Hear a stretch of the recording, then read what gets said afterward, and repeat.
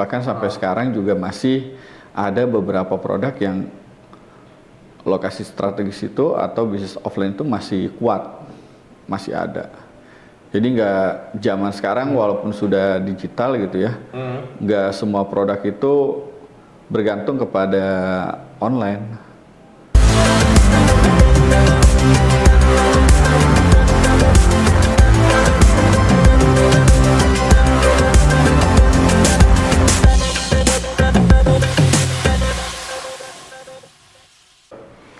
Oke, halo, welcome back Sobat Dasmap dimanapun kalian berada. Balik lagi masih bersama saya Rafa sebagai host di sini dan juga one and only narasumber kita kali ini yaitu Om Des. Halo Om, gimana kabarnya? Sehat Om? Alhamdulillah sehat. Kita bukan narasumber lah, kita sama-sama belajar. Boleh, boleh. Oke. Bedanya di pengalaman aja nih guys. Ini pengalaman Om Des ini udah cukup mau melintang di dunia geografi ini udah agak lama nih, makanya kita kali ini pengen belajar sesuatu nih Om. Mungkin aku buat sedikit bahwa tema kita hari ini ya, tema kita nih hari ini mengenai sesuatu yang setiap orang pasti tahu. Apa tuh? Itu adalah bakal ada sesuatu nggak nih di sini? Bisnis, oke. Bisnis, Nanti ditambahin nih di sini ya bisnis asik. Jadi biar keren aja. Oke, jadi bisnis itu mungkin yang aku tahu ya cara memutarkan uang aja sih Om. Bisnis itu lebih ke ada penjual, ada pembeli. Itu secara umum general gitu. Jadi perputaran uang di mana ada demand, di mana ada supply, di situ terjadinya bisnis kayak gitu. Terus salah satu hal yang selalu aku tahu dalam penentuan bisnis itu tuh biasanya banyak faktor yang kayak contoh yang tadi udah aku bilang kayak demandnya gimana, supply-nya gimana. Tapi ada beberapa hal juga sebenarnya yang kayak apalagi zaman sekarang gitu ya, bisnis online, bisnis offline. Nah sebenarnya yang aku pengen bahas dua-duanya sih, online offline sih. Cuman kita coba satu-satu dulu Om ya. Kita bahas dari segi offline. Oke, segi offline itu kan salah satu pertimbangan adanya bisnis offline itu ada tempat nih Om. Place, ya kan? Dan salah satu faktor pendukung dalam sebuah bisnis itu adalah lokasi. Oke, jadi biasanya nih kata-kata yang sering orang-orang atau teman-teman semua dengar pasti itu adalah lokasi yang strategis menjadikan bisnis itu, usaha itu bagus atau enggak, biasanya kayak gitu tuh. Nah, pengen tanya ke Om Des dulu nih, kira-kira emang lokasi dalam bisnis itu apa sih dan seberapa penting sih kalau menurut Om Des gimana? Oke. Terima kasih Sobat Dasmap. Jadi lokasi bisnis lah ya kita sebut ya. Boleh. Lokasi strategis. Jadi di dalam usaha, kegiatan usaha ya, berbisnis itu kalau kita bermain di offline ya, mungkin dari sebelum digital sampai sekarang bahkan masih mempengaruhi. Yang namanya lokasi yang tepat atau lokasi yang memang strategis itu, bagaimana lokasi tersebut merupakan tempat paling bertemunya antara demand dan supply, paling ramai lah gitu istilahnya ya, paling sesuai marketnya. Jadi kan produk itu kan beda-beda ya. Ya, betul. Produk beda-beda. Kalau dagang sayur di jalan raya besar, yang mobilnya tuh kenceng gitu ya, terus tuh bisa jadi sama dagang sayur di tempat keramaian, tempat permukiman, dekat dengan permukiman, pasti beda. Gitu. Benar. Jadi kita usaha misalnya di jalan tol. Sama jalan biasa pasti beda. Iya dong, beda banget nih. Terus kalau yang usaha di mall sama tidak di mall pasti beda di jalan. Jadi lokasi strategis dalam berbisnis itu sebenarnya lokasi yang paling tepat atau lokasi yang paling sesuai antara si barang yang kita dagangkan atau produk terhadap market. Market ini yang sesuai dengan produknya. Oh, boleh. Gitu ya, jadi nggak bisa sembarangan. Karena yang namanya lokasi kan mahal nih, beli toko, sewa toko atau beli lokasi gitu ya. Tanah. Oh itu mahal banget. Betul. Dan itu kalau teman-teman investasi ke sana salah kan jatuhnya rugi. Iya. Gitu. Itulah penting buat para pembisnis melihat lokasi yang paling strategis sesuai produknya di mana. Gitu. Produknya di mana? Oke. Berarti sebegitu ngaruhnya Om ya si lokasi ini di dalam bisnis tuh emang sebesar itu berarti apa mungkin ada Om Des bisa ngasih kayak rate-nya berapa persen sih lokasi itu mempengaruhi sebuah bisnis, bisa nggak?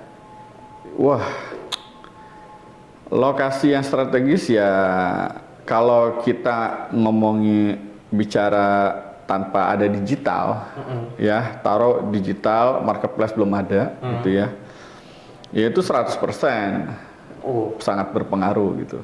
Berarti sebelum zaman digitalisasi marketplace secara online gitu ya, itu berarti ya di dulu lah berarti lokasi itu sebegitu besar 100%, bahkan sampai sekarang juga masih ada beberapa produk yang lokasi strategis itu atau bisnis offline itu masih kuat, masih ada. Jadi nggak zaman sekarang walaupun sudah digital gitu ya, nggak semua produk itu bergantung kepada online, tapi juga offline kayak gitu. Iya sih, kalau dilihat kayak masih banyak store-store yang dari dulu emang udah offline dan masih bertahan gitu ya di gemburan digitalisasi zaman sekarang nih Om ya. Berarti itu lokasi itu sebegitu pentingnya dalam sebuah bisnis.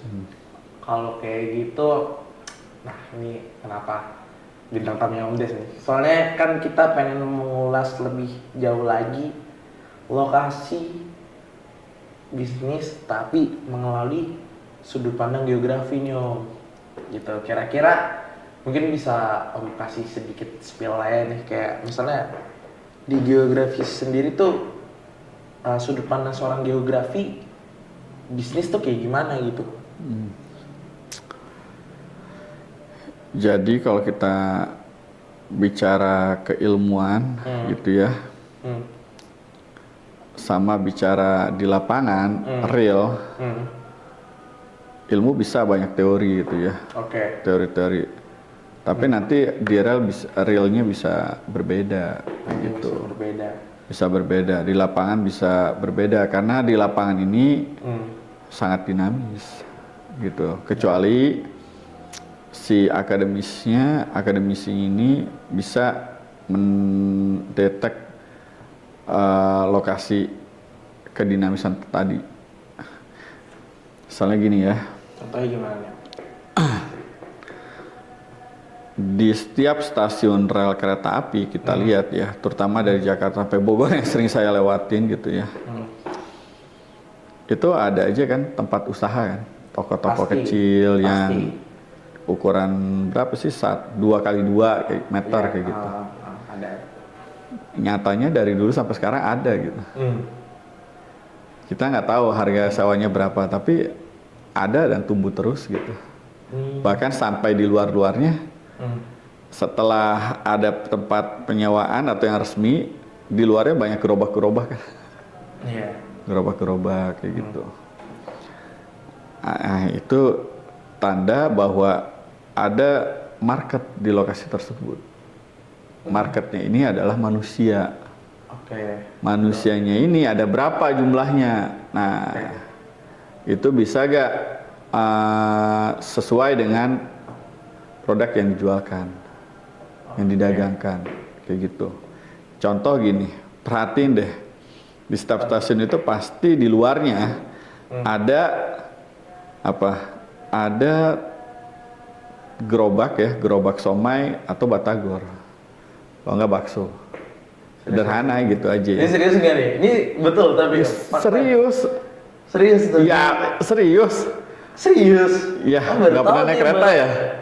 Ya baru Jakarta Bogor doang sana Ya nih. situ pasar Minggu coba lihat di luarnya, pinggirnya tuh pasti. Pasti ada. Wah ini sumpah ini mind blowing banget sih, aku baru tahu banget. Ya Allah. Ini serius, kebetulan ada Somai Batagor tuh di setiap stasiun. Iya. Rata-rata ada ya. Baru tahu.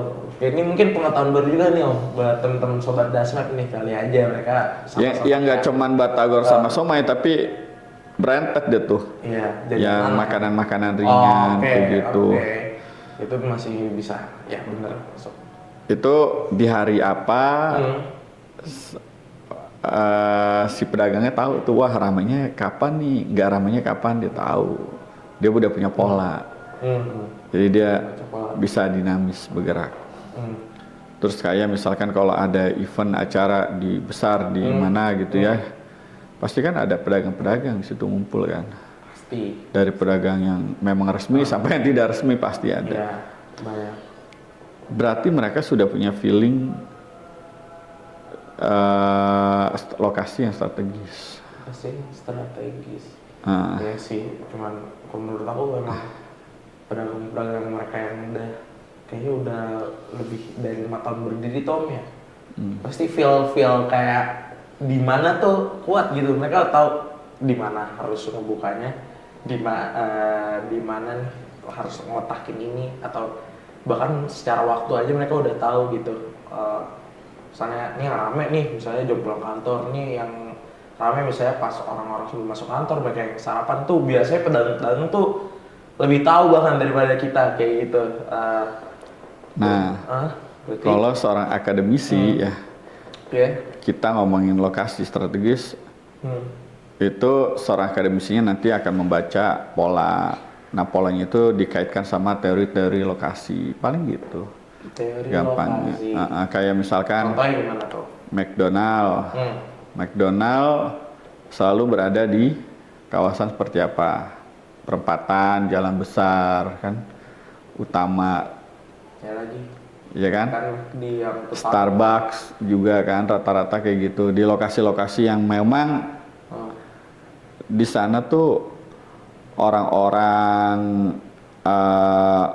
kantoran terutama ya, Starbucks misalkan, orang-orang kantor atau orang-orang pekerja memang banyak berkumpul di sekitaran sana. Makanya kan dia pasti ada di jalan utama kalau Starbucks kayak gitu, walaupun tidak di perempatan, jalan keramaian. Terus malah banyak yang ikut tahu ya. Kalau McD rata-rata di perempatan, dia udah wajib lah hukumnya kayak gitu. Baru gitu.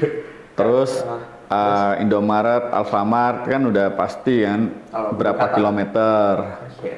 Sama kayak JNE, apalagi ya Tiki kayak gitu kan ada batasannya berapa kilometer. Nah, kalau tidak mempertimbangkan hukum-hukum kayak gitu tuh, yang terjadi kayak Mizue. Gimana tuh? Mizue kan kemarin tumbuh pesat ya. Ada di mana-mana. Bahkan pesaingnya dengan merek yang lain tapi mirip juga tumbuh. Tapi di sekitaran jaraknya nggak jauh-jauh dari Mizue.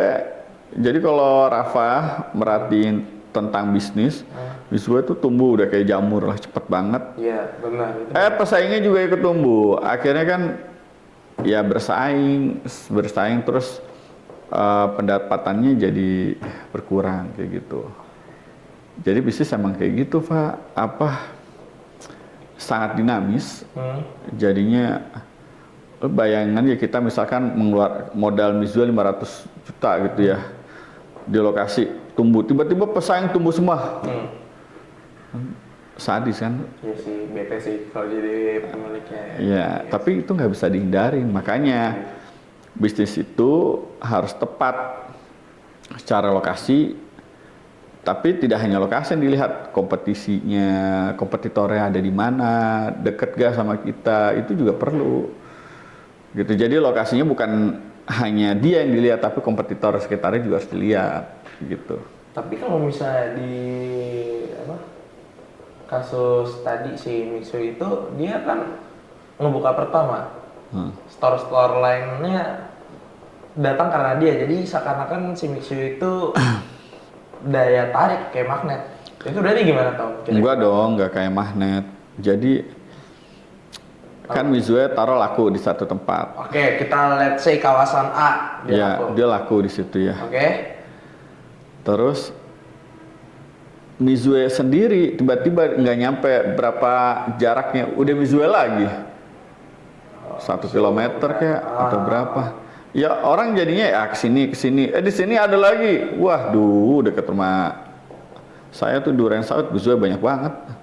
Akhirnya satu doang tuh, maksudnya baru Mizue doang, baru merek Mizue. belum merek lain belum ada gitu. Pas sudah merek lain makin banyak lagi kan jadi. Masa kan banyak tuh mereknya, tiba-tiba ada yang Ya. kayak pingvin. Lupa tuh namanya. Sayang banget bisnis kayak gitu. Mending bisnis kayak Migacuan. Migacuan. Kalau Migacuan menurut Om gimana? Migacuan kan Kaget sih. dia ada segmen customernya kan sesuai yang pecinta Indomie lah ibaratnya. Cinta mie, harga murah. Cinta mie harga murah. Pedes. Itu siapa tuh biasanya? Anak mahasiswa, kos-kosan, Iya. SMA kayak gitu kan. Tapi kalau buat orang-orang yang udah tua gitu kan ngapain makan Indomie Iya, bener lagi. gitu. Cuman ketika sebenarnya nggak ada mie gacoan juga kan warkop laku kan waktu itu. Bahkan warkop tetap laku. Tetap laku kan, berarti Karena dia. segmennya beda Om. Migacuan tuh mie juga beda. Iya, tapi kalau kita sudah sadar kesehatan nantinya, Iya. ya gimana kalau udah ada kampanye-kampanye kayak gitu. Ya untuk sementara oke lah, baik gitu. Ya. Tapi ya namanya bisnis itu tetap harus inovasi. Iya sih. Pernah denger abnormal.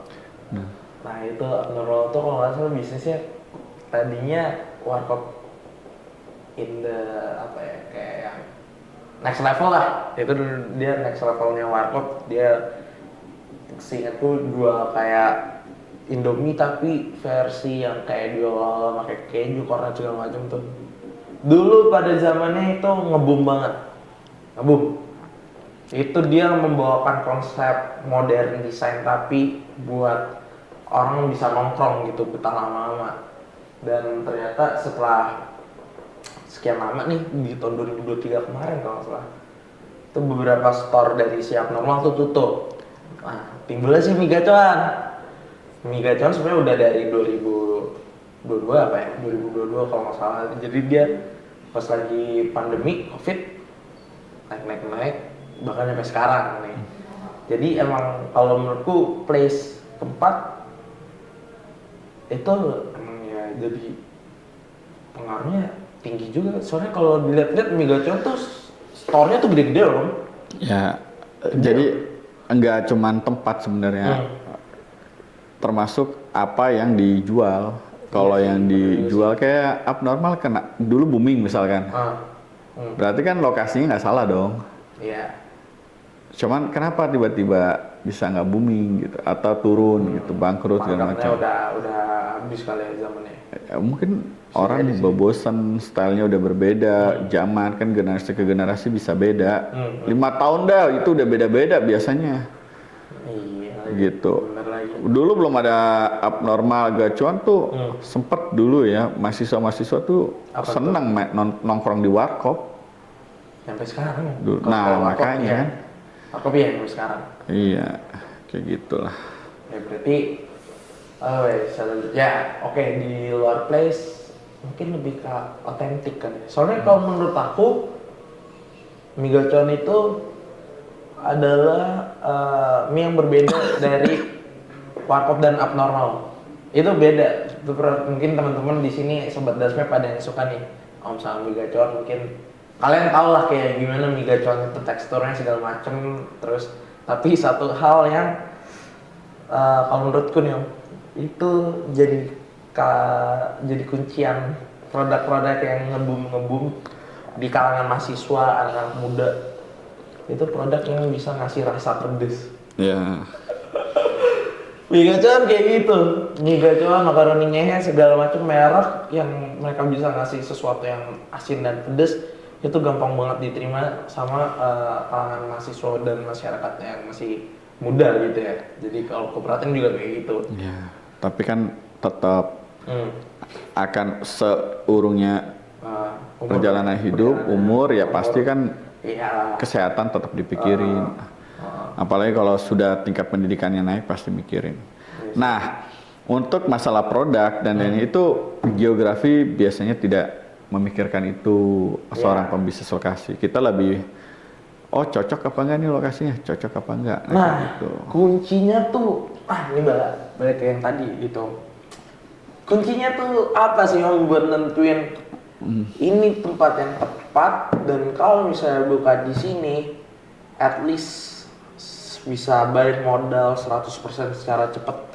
Ini kan pasti mereka yang pengen buka-buka bisnisnya mereka mikirnya kayak gitu kan. Begini, Caranya bisa ngebalikin lagi modal yang udah mereka keluarin tuh. Nah, ini yang paling penting nih. Apa tuh? Bagaimana menentukan lokasi strategis. Boleh, gimana tuh? Kunciannya ya. Jadi pertama-tama kita dalam berbisnis itu boleh mempertimbangkan dari produk yang kita milikin dulu. Oke. Atau boleh kita melihat lokasi dulu, baru kita tentuin produknya. Gimana tuh? Ya, misalkan Rafa mau dagang apa? Misalkan dagang somai deh. Dagang somai. Somai mah gampang.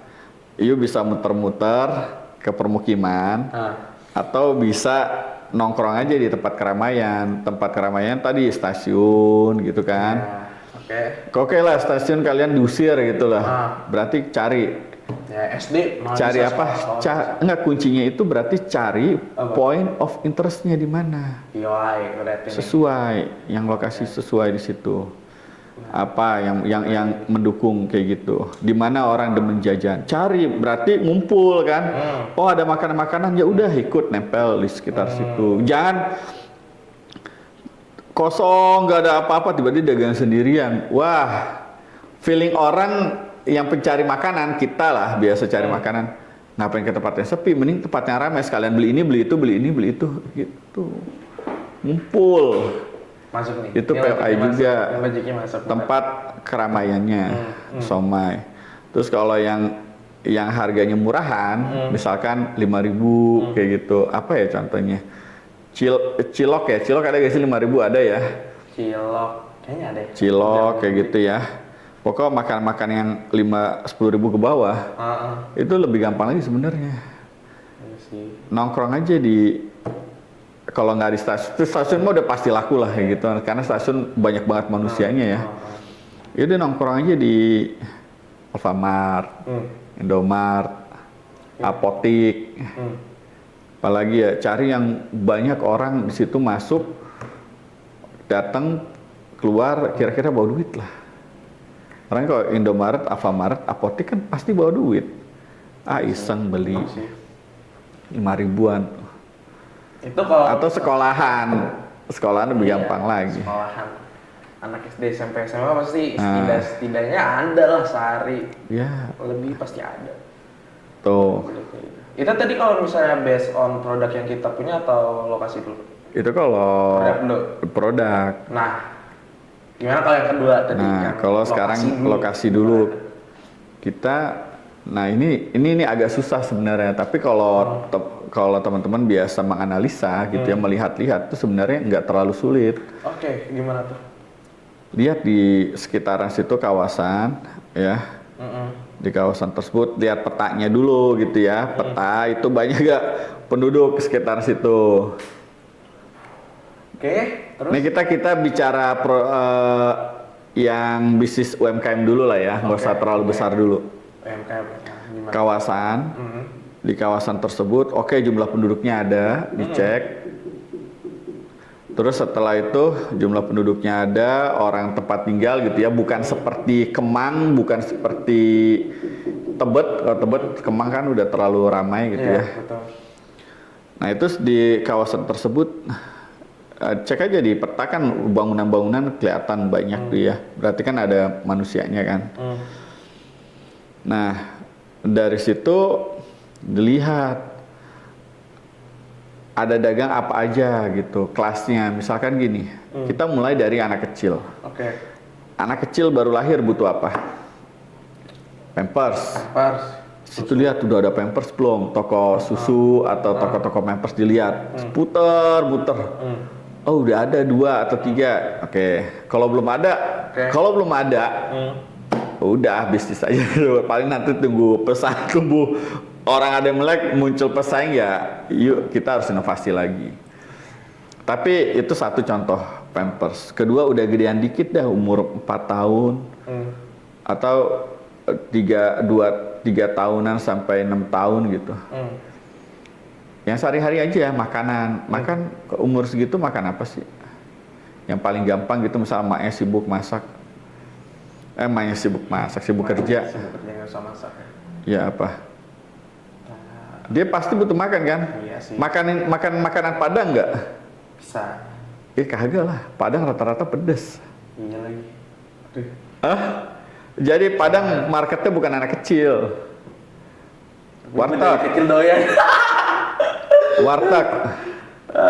Warteg masuk gak? Gak juga. Tapi bisa kalau anak kecil. Bisa, tapi nggak banyak. Karena warteg itu kadang ada ladanya, pedas juga, terus kadang keras. Kecil tapi makan ya udah lanjut. Ini anak umur 3 tahun 4 tahun lu juga mungkin belum sadar, Pak. Iya sih. Orang tua yang tahu. Makanya di situ lakulah nugget. Ya, oke. Iya kan? Masuk nugget. Laku nugget. Sosis Selain gitu nugget ya. apa? Sih selain nugget biasanya anak-anak ya. Itu ayam kayak Insana, Hasana, The Kriuk. Itu laku tuh. Ayam-ayam Tapi mulai keras crispy kayak gitu. Keras gak sih? Kulitnya nggak dimakan, dagingnya dimakan, Pak. Sekarang pertanyaan Rafa nih nggak jarang memperhatiin jalanan ya. Itu lihat aja, pasti ada lah ayam-ayam kriuk kayak gitu pasti ada. Oh iya pasti. Dan itu pasti laku. Kalau pesaingnya sedikit. Dan syaratnya di kawasan permukiman. Ya iya dong. Oke. Yang beli karena orang baik kan tadi usia sekian sampai sekian.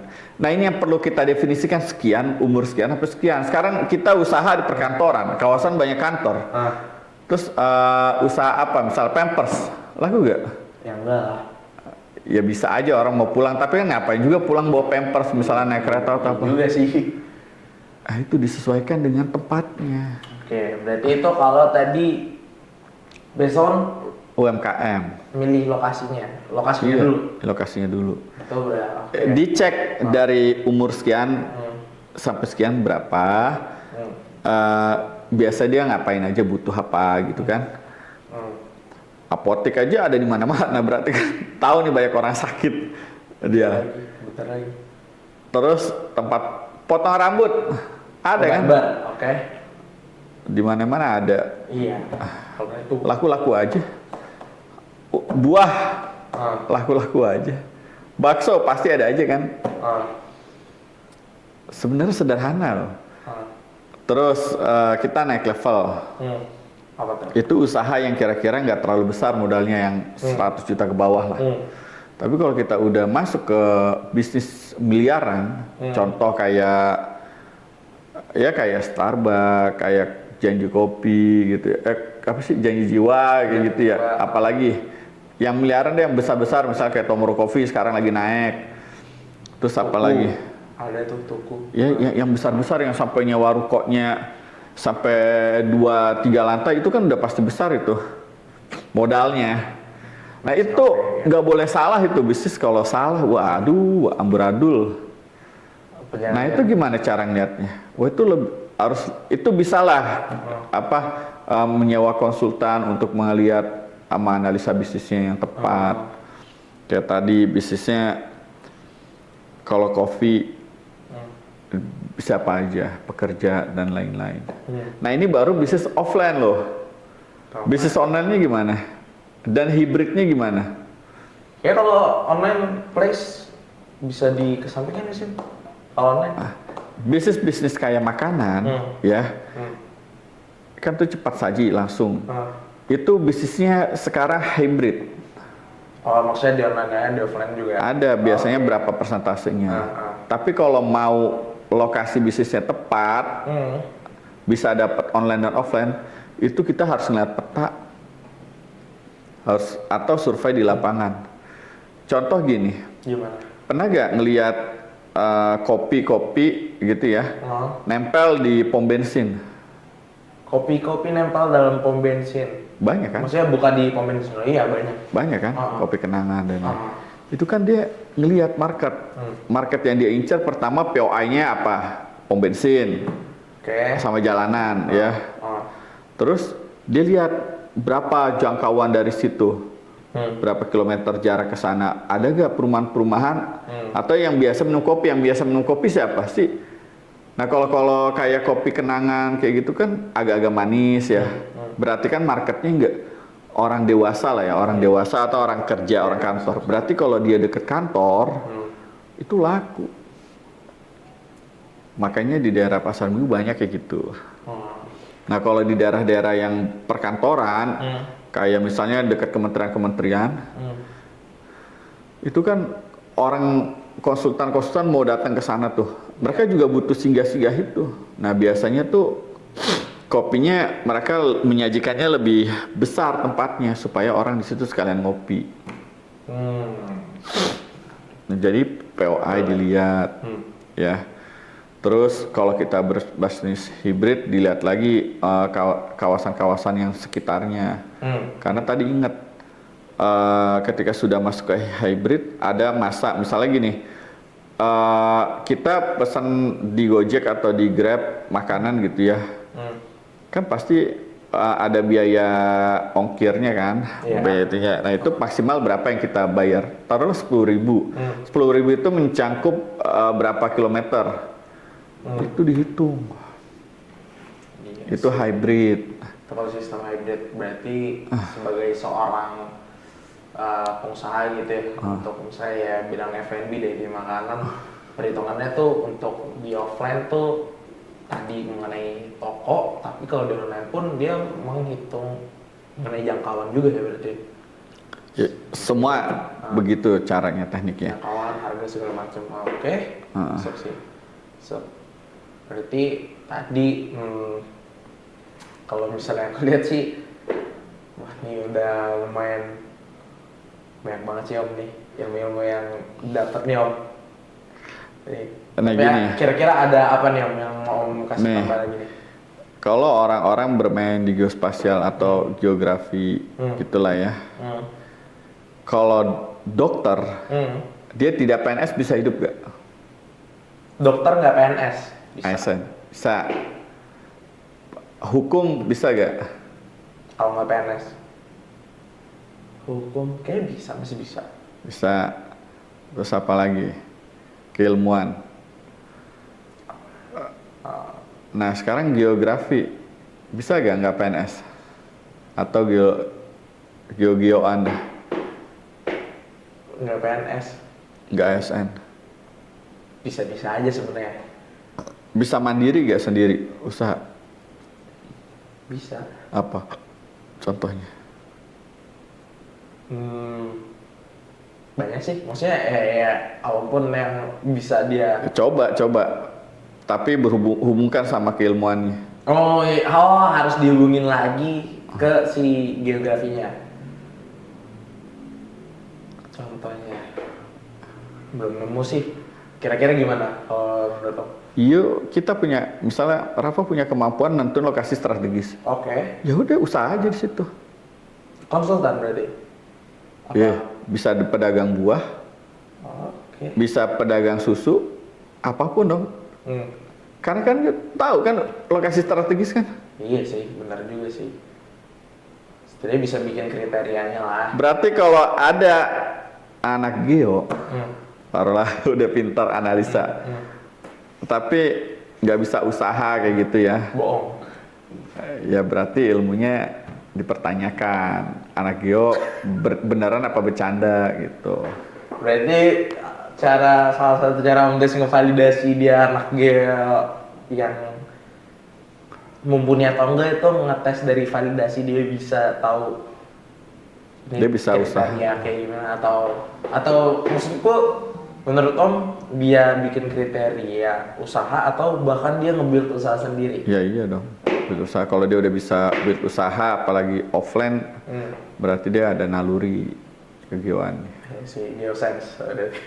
Udah gitu dulu nih. Oh, iya. Abis ini kita digital. Mirip juga sama. Iya, tapi jangan kita ngomongin sekarang Om, karena ini buat biar sobat Dasmap nanti penasaran juga nih bakal apa yang kita bahas nextnya nih. Nah, teman-teman pasti biar nggak penasaran nonton nih. Abis ini kita bakal bahas sesuatu lagi yang lebih boom lagi daripada ini, karena ini baru permulaan doang, ini baru kecil banget nih teman-teman. Kalau kayak gitu terima kasih banyak Om Des ilmunya. Terus dan jangan lupa subscribe, komen, dan di like, kalau bisa di share juga ke teman-teman sobat Dasmap sekalian biar kita sama-sama grow bareng nih seperti tagline kita, let's grow together. So inilah episode Dasmap Desktop seri 7. Saya Rafa dan bersama dengan Om Des. See you on the next video. Bye.